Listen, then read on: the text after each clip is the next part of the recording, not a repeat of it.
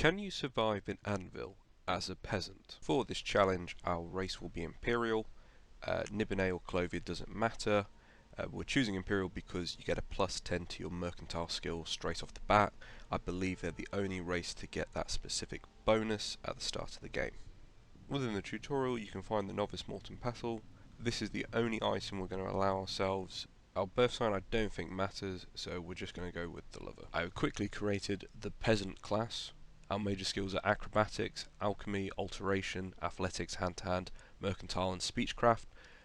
So these are mostly non-combat ones, hand-to-hand being the only combat one in there. Favourite attributes are intelligence, personality, and the specialisation was just stealth, just so I had something to do. And we're not the adventurer, we are the peasant. Having dumped all our gear that we picked up during this tutorial, we head to Anvil with a lockpick, 1 gold, a novice mortal and pestle, and some clothes on our back.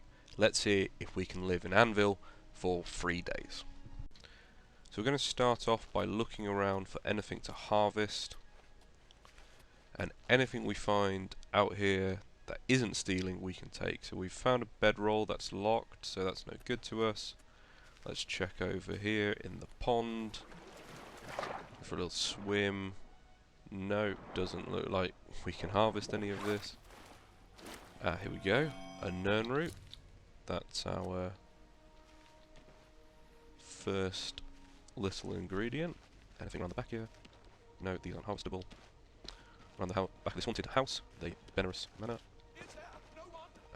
Nothing around the back here. Nope. Nope, that's another locked bed. Hello. So what about behind the chapel here? Here we go, so we've got some foxglove. And that was it. So it's not looking so good so far. Nothing over here, nothing here. Nothing here either. Here we go. So we've got some pumpkin and a tobacco plant. Nice. No, that's not usable. Don't seem to have many barrels just lying around with things in it. Here we go. Aloe vera. Aloe vera. Behind here, nothing. Oh, here we go. First barrel. Okay, hand scythe isn't worth anything, so there's no point taking it. Some oiled shoes. Might as well take those. Another aloe vera plant. Here we go. Lily of the Valley.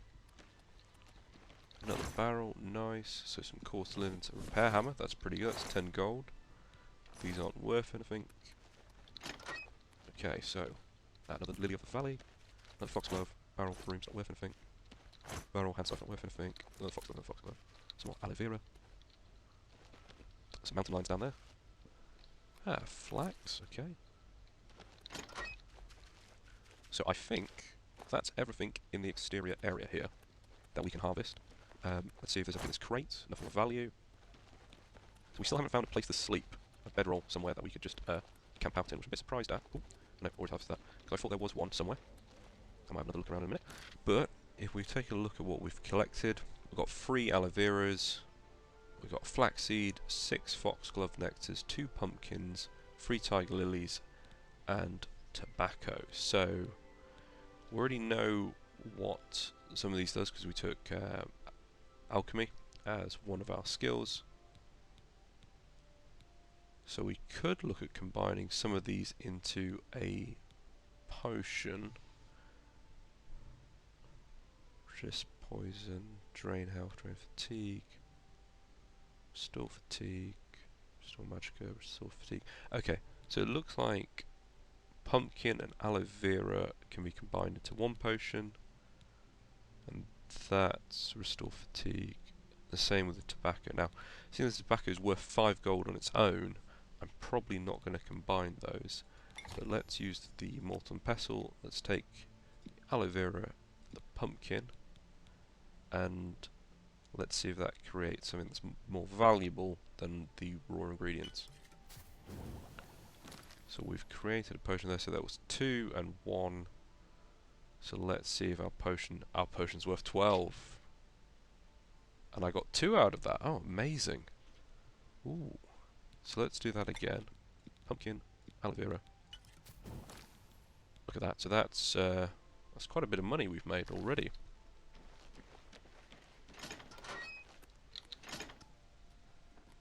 How are you? So let's talk to the I'm merchant, Wilbur, owner and proprietor. He I offer will the finest buy... goods and lowest prices in all Cyrodiil. Thank you, Wilbur. He will buy our ingredients and potions from us. So he's going to offer us 6 for the Restore Fatigue potions here. But let's see if we can haggle a little bit. He's an apprentice. He doesn't like us all that much. Let's see if we can get up to, say, 50% to start us off with one of these. He'll take that deal. Let's see if we can get 55%. He'll take that deal. Brilliant. Let's get it. Let's see if we can do 60%. A good price for a good customer. So the reason I'm only doing it in small increments is if they won't take your haggle, then you lose disposition with them. You don't expect me to make that deal, do you? See, he's down to 30 now, so you don't want to work down, you want to work up. There we go. Okay, so 62% of the value, that's taken up 8 on these. So if we sell those, continue, we get 24 you gold. drive a hard bargain. Sell the tobacco for another 4. I don't think we can combine any of these others into potions. We'll keep the aloe vera and we will just simply sell the rest.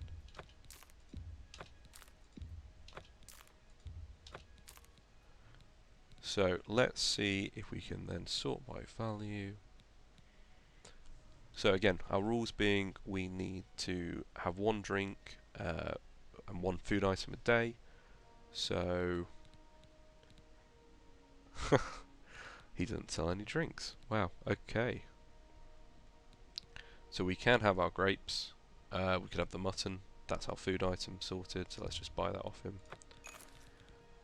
But yeah, unless we find a potion or someone else selling a drink, we're in a bit of trouble. Thank you. Come. Take care. He's got cheap wine here, but he doesn't sell it. Truly Greetings, amazing. Imperial. Captain Dougal's room. So let's try and find that bed. Well, I totally missed this earlier. It's another small garden.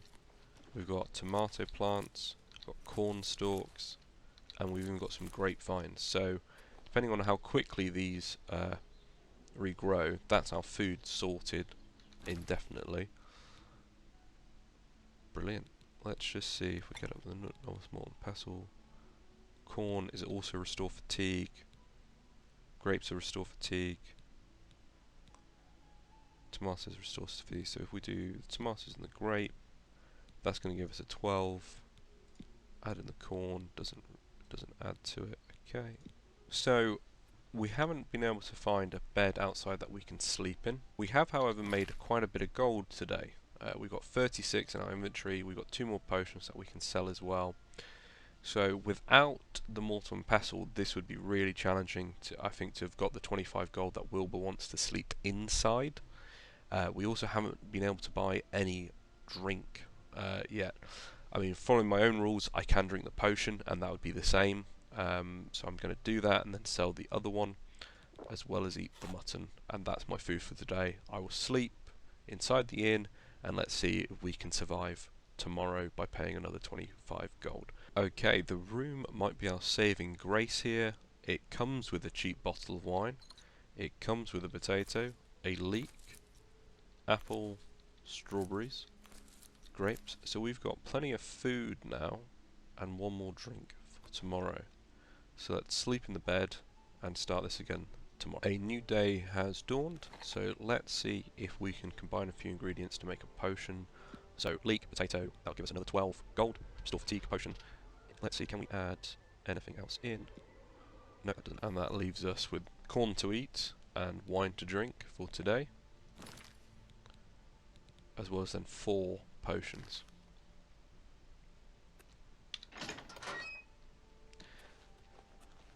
Can we eat this? No.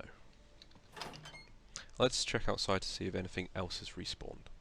Checking out the pumpkins and tobacco plant. Nope, they've not respawned, so we can't harvest those again. Barrels look to have the same items in them, so I think we've got to wait at least another day before anything respawns, regrows that we can then harvest. Let's just check the other garden here. Yep, all I gone. don't know if I have increased my disposition with Wilbar using the little mini game there.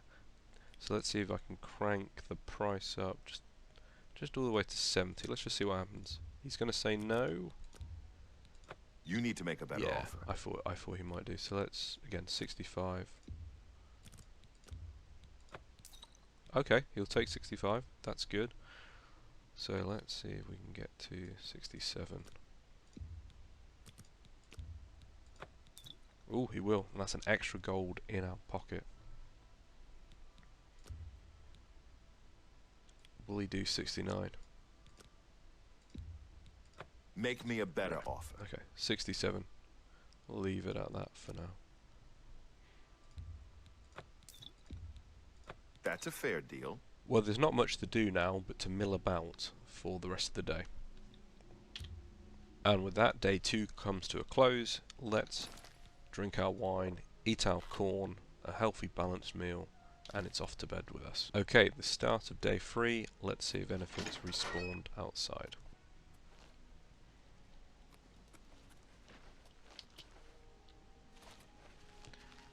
Oof. Nope, they've not respawned.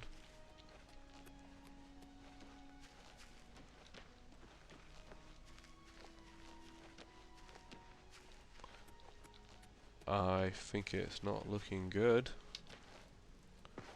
Yeah, definitely not respawned. Okay, so let's inventory check. We've got some food, but no drink. We've got 30 gold in our pocket, so that's enough for one more night, and potentially to buy something off Wilbar. So yeah, looking a little bit tricky. Let's see if we can maybe do it.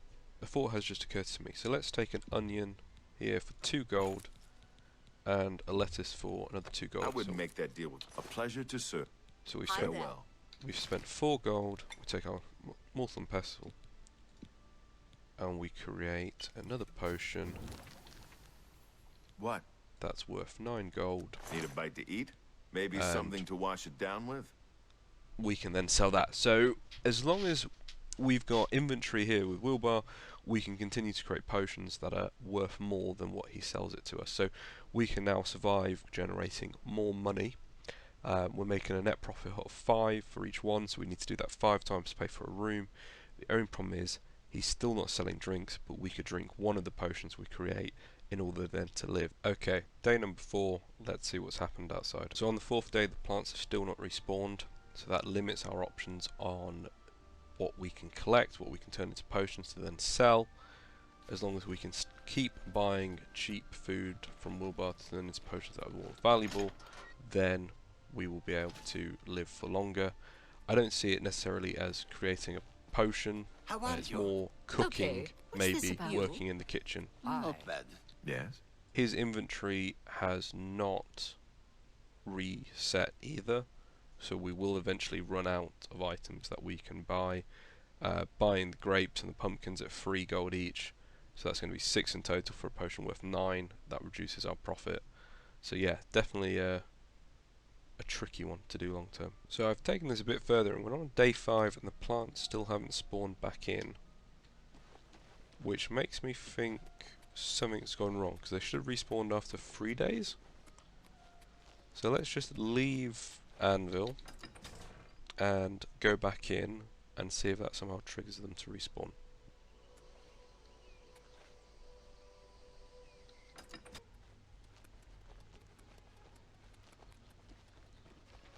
No, it didn't. Huh. Well, that is strange. Wilbar's inventory has reset though, so we can continue the loop of just buying all his stock, cooking it, in quotes, using the mortal and pestle, and then selling it back to him as potions, and do this every few days. So let's see how much money we can make if we buy everything we can and then resell it to him.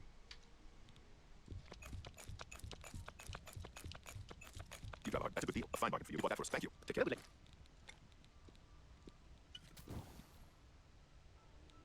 So we were able to create 10 potions at 9 gold each, so that's 90 gold.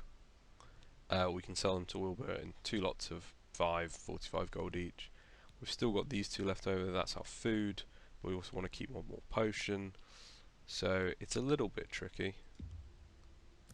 So if we sell him 5, and then we sell another 4, we've got our potion, we've got our food. And then we have to wait 3 more days before Wilbur's inventory will reset, which is 75 gold worth of bedding. So then that will only leave us with 25 gold to then try and restart this loop. So I think we won't be able to continue this indefinitely. Basically, you could live in Anvil within the city walls for about a week, give or take, if you play your cards right. As soon as you start leaving Anvil, you go to the nearby farm, you go onto the waterfront, then obviously you can extend that time out much longer, because there's simply more items that you can collect, turn into potions, sell back to Wilbur, and just keep living. So yeah, if you were a peasant inside Anvil, you couldn't last very long within the city walls. You'd have to venture out and do a bit more in order to guess anywhere in life, and that's the honest truth of it.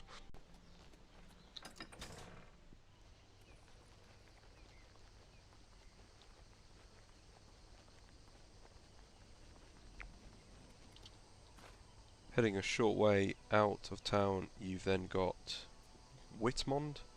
You've got potatoes here to harvest. You've got quite a lot of corn. So yeah, we could definitely survive much longer out if we include areas slightly outside of the city, not too far away, not too dangerous. And as long as the farmer doesn't mind us taking all their stuff. Once you add in the Anvil docks, there is significantly more items that you can then pick up from crates. And this of course then means that you can survive a lot longer by helping yourself to the common goods of mankind. It's not stealing because it didn't go red. What's going on with you? We also have another shop out here on the docks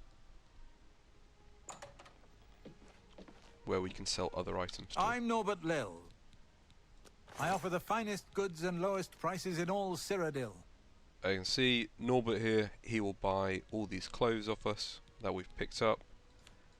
He will buy this folded cloth. He'll buy. So going back to the original question of can you survive in Anvil as a peasant for 3 days, the answer is yes. Can you survive within the city for more than a week? The answer is no. You have to go outside the city, even if it's just the docks and the local farm, in order to get more items, ingredients to sell to merchants to keep on living. The main cost being that room that you have to stay in every night with 25 gold. After a little bit of work, I'm now up to 325 gold. I've still got stuff that I can sell, and I haven't been much further than Whitmond, and a few areas immediately around the city. So yeah, definitely a little bit tricky to do, but certainly doable if you want to live as a peasant in and around Anvil.